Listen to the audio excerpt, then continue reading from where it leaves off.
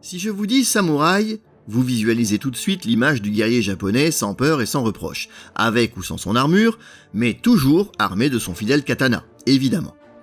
Mais si je vous disais maintenant que cette image n'est pas nécessairement juste, que derrière cette représentation iconique, colportée depuis longtemps par la littérature et le cinéma, se cache une autre réalité.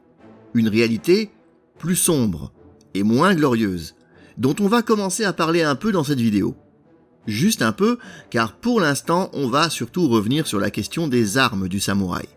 Ça a de quoi déstabiliser un peu, je sais, pourtant vous allez voir que pendant très longtemps, ce n'était pas le sabre qui symbolisait le samouraï, mais bien l'arc et les flèches. Bienvenue dans Japon Express.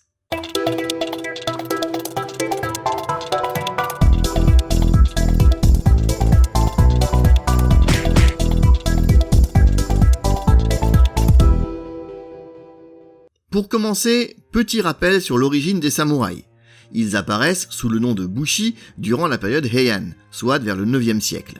On est alors encore bien loin de l'image du samouraï telle qu'on la connaît aujourd'hui, et ils obtiendront leur première lettre de noblesse à la fin de cette période historique, avec les conflits de Heiji, de Hogen, et bien sûr, la guerre de Genpei. Si vous ne les avez pas vus, je vous renvoie évidemment aux vidéos consacrées à Heian, sorties l'été dernier, et dans lesquelles vous trouverez moult détails sur tout ça. La guerre de Genpei est relatée notamment dans le récit épique Heike Monogatari, le dit des Heike. Même si, comme on va le voir, celui-ci enjolive déjà pas mal les choses. Il n'en demeure pas moins que les guerriers Bushi, futurs samouraïs donc, sont invariablement désignés dans ce récit comme ceux qui portent l'arc et les flèches, et non comme ceux qui portent le katana. D'ailleurs, au XIIe siècle, les sabres japonais ne sont pas encore ceux que l'on connaît. Ils ne sont utilisés que pour les éventuels combats au corps à corps. Car oui, la tradition militaire nippone, au contraire de la façon de faire occidentale, privilégie le combat à distance plutôt que le combat rapproché. Je parle là évidemment des guerriers d'élite, pas de ceux qu'on assimilerait aujourd'hui à des fantassins, les futurs Ashigaru. Ces guerriers d'élite combattaient de préférence à cheval, et leur arme de prédilection n'était donc pas le sabre ni la lance, mais bien l'arc et les flèches.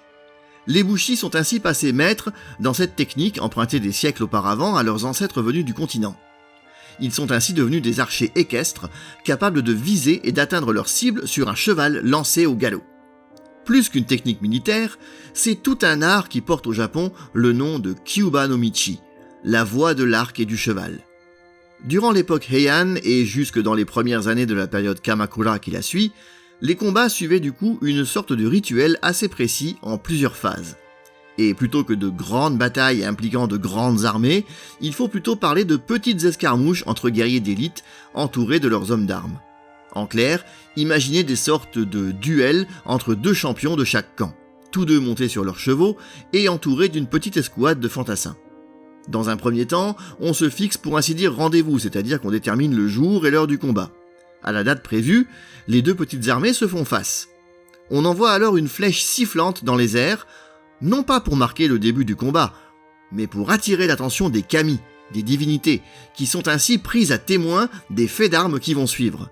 Car c'est là un des aspects méconnus des samouraïs en Occident. Ces derniers n'étaient pas, au départ, prêts à mourir au combat pour la gloire de leur seigneur. Ils se battaient avant tout pour leur gloire et leur profit personnel. Cette image du combattant loyal jusqu'à la mort viendra plus tard. Au cours des XIIe et XIIIe siècles, il faut faire preuve de bravoure pour obtenir la meilleure récompense et, tant qu'à faire, être auréolé d'un certain prestige. En cela, les récits épiques, comme le dit des Heike, ont su rendre cette glorification de bien belle manière à travers le rituel du Nanori, qui précède un combat. Cela consiste à déclamer haut et fort à l'adversaire son identité et ses faits d'armes déjà acquis. Un exemple fameux est celui de Nakayori, qui, selon le Heike Monogatari, se serait présenté ainsi. Descendant à la 9e génération du prince de sang Hatsumi, second fils du gouverneur de Shinano Nakashige, voici Shinano no Jiro Kurando Nakayori dans la 27e année de son âge. Qu'ils approchent, ceux qui se trouvent dignes de moi. Ils me trouveront. Dis donc, y a pas à dire, ça en jette. Certes, mais il semble toutefois que ce type de présentation haute en couleur ne soit peut-être qu'une exagération des conteurs ayant narré les récits de la guerre de Genpei dans les siècles suivants, car par la suite, Les récits ultérieurs ne relatent plus tellement de tels nanori.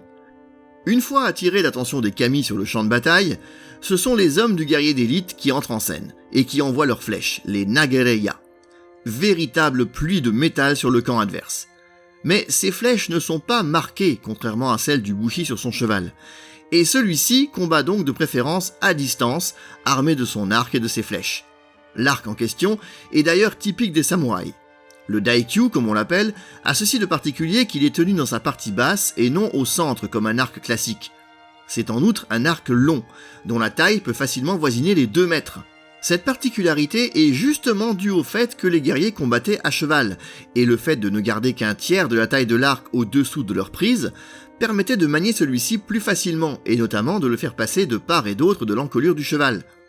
Dans leur carquois, ils disposaient également de plusieurs types de flèches, généralement marquées de leur nom, afin que l'on puisse bien savoir ensuite qui a tué ou blessé tel ennemi de valeur. Ils disposent ainsi de flèches légères à courte pointe pour les longues distances, ou au contraire de flèches plus lourdes à large pointe si l'ennemi se rapproche, de flèches capables de transpercer les armures, ou encore de flèches à enflammer. Et c'est seulement en dernier recours, si le combat se termine au corps à corps, voire à pied si les guerriers ont perdu leur monture, qu'alors seulement le sabre sort de son fourreau. La voie de l'arc et des flèches perdurera pendant plusieurs siècles. Ce n'est qu'après les invasions mongoles du XIIIe siècle que les samouraïs commenceront à utiliser davantage leurs sabres et que les forgerons rivaliseront alors de techniques pour en faire les katanas que l'on connaît. En tout cas, cette archerie équestre a évidemment donné naissance à cette discipline qui se pratique encore de nos jours au Japon, le yabusame, où les acteurs décochent des flèches sur de petites cibles en forme de losange, montées sur un cheval au galop. C'est Minamoto no Yoritomo, le premier shogun, qui, au tout début de l'époque Kamakura, aura l'idée d'en faire une discipline que l'on pourrait aujourd'hui qualifier d'art martial, même si, à l'époque, le but était surtout de permettre aux guerriers de s'entraîner. La voie de l'arc et du cheval peut d'une certaine manière être considérée comme un ancêtre du Bushido, mais gardez toutefois à l'esprit qu'en ces temps anciens du Haut Moyen-Âge, l'honneur des Bushi était loin d'être aussi chevaleresque qu'on a pu le lire et l'écrire durant les siècles qui ont suivi. L'historien américain Carl Friday l'a bien résumé en écrivant que le concept d'honneur était suffisamment flexible pour permettre aux guerriers victorieux de rationaliser n'importe quel comportement. Autrement dit, tous les moyens sont bons pour l'emporter. On s'en accommodera ensuite en enjolivant la réalité lors du récit que l'on en fera.